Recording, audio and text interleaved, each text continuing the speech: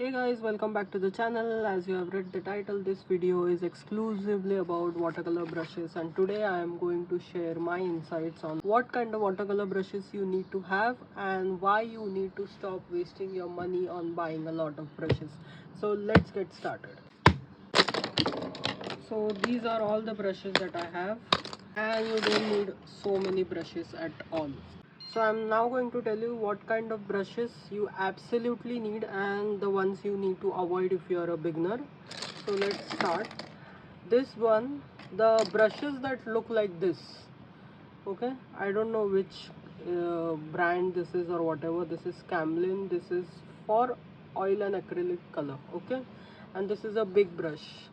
If you are using watercolors, never use this brush. This is not going to help you. This is not going to hold any water. And if you are using this white bristles brush, thick brush, your paintings are always going to come out bad, especially if you are using watercolors. Even for acrylics, I don't prefer using this. If you are using these kind of brushes with hard thick bristles, time to chuck them out.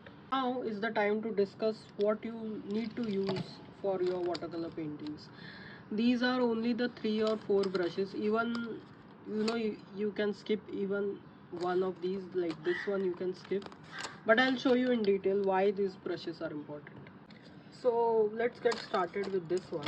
And before we proceed, I'd like to tell you guys that there is something that not many people know: the brush sizes. Okay, now this is a 6 number brush, as you can see here, mop brush. This is an 8 number mop brush.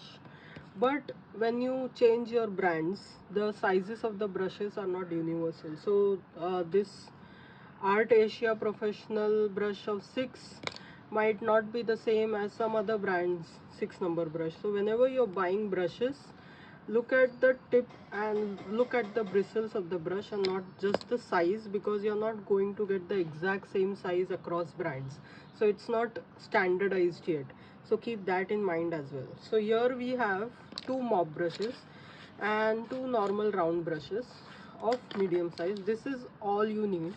This is the biggest mop brush that I have, and this holds a lot of water. All the mop brushes, they are used because they hold a lot of water in them. And if you see, I'll just give you guys a closer look. If you see the bristles are very soft. They're extremely soft. They are made of very fine bristles. And if you compare this with cheap brushes like this that often comes free with paint, these are very thick synthetic brushes. These are also useful at times, but I prefer not using them much. I prefer using mop brushes. In fact, I also have a small mop brush that I am trying to now replace this one with, because it has a different kind of professional approach when you are using these brushes. So I'm going to leave the link of these brushes in details if you want to buy the same ones. But first I'm going to show you how I work with these brushes. So the mop brushes are very useful to wet your paper. Now whenever you are doing landscape paintings, it's extremely important to pre-wet your paper of whatever kind of landscape you're making.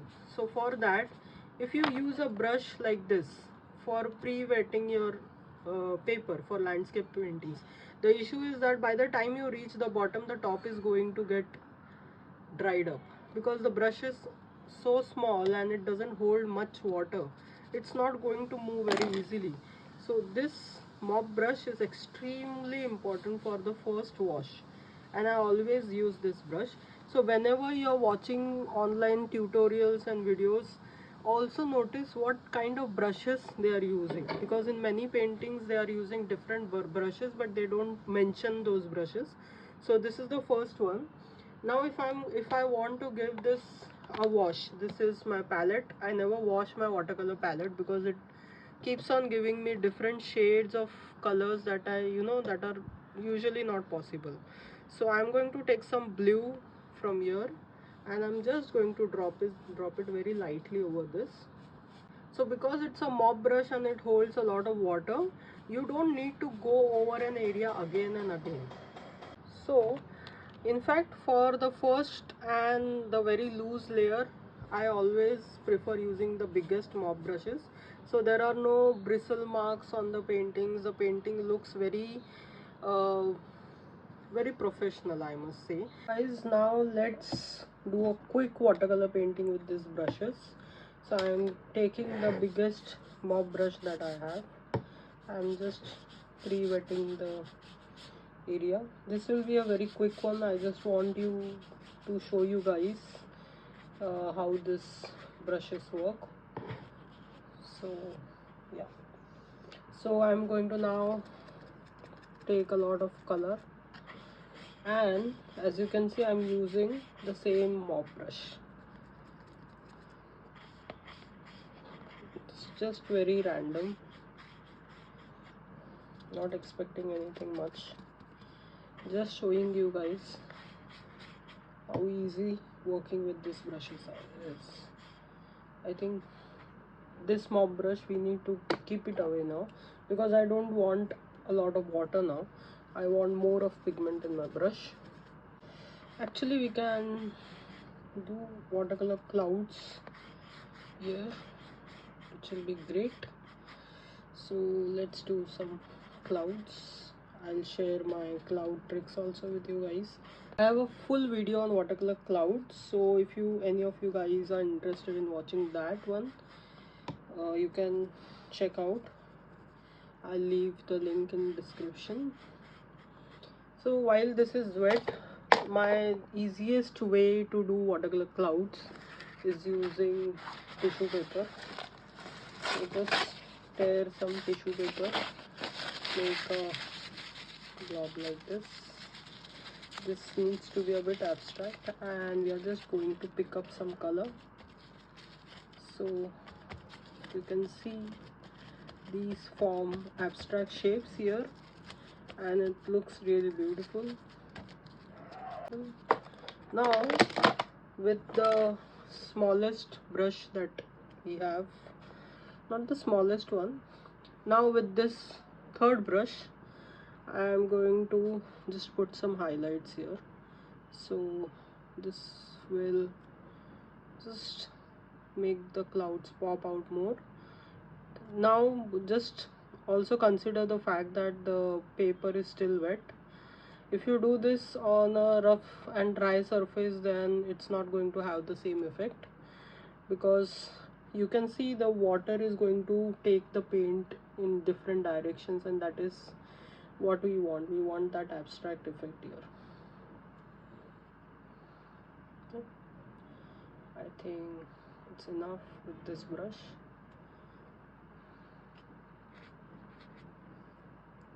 Just play around with it. I always tell everyone to just keep playing around with the paint, not get too serious about it. If it's going wrong, it's going wrong. Chill. Okay. Now with the tiniest brush that we have, this is the detailing brush, I'm going to paint a few little details, minute details, to make this pop even more.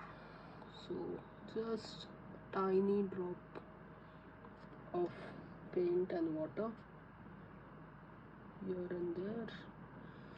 Don't worry, this is not going to hold shape much. Wherever you think you need darker areas, you can use this opportunity to do that. So here you have pretty good looking clouds, I must say. And if you want me to complete this, I'll complete this painting as well. See, if you want to add something more, I'll just show you what more you can add. Just going to take that mop brush that I took earlier. So look at the angle that I'm using this brush in, right?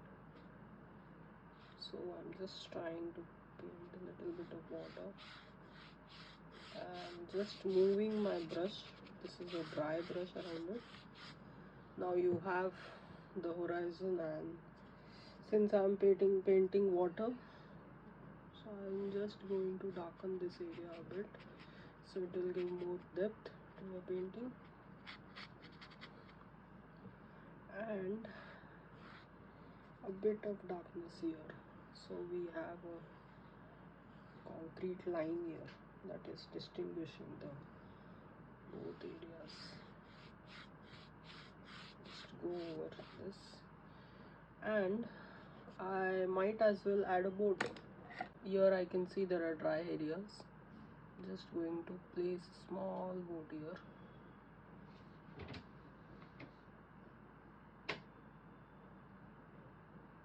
So here your painting is complete. Don't need to do much. And I did all this only by using these 4 brushes, and I actually think you only need these 3.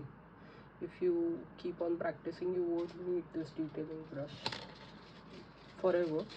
You can make way with this 3. So do let me know in comments what you want to know about watercolors, and what videos do you want to watch, what videos do you want me to make, because I have no clue what should I make next.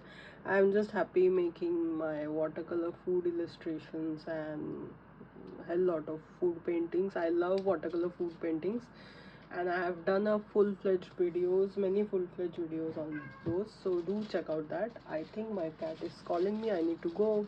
Thank you for watching. Bye. Yeah.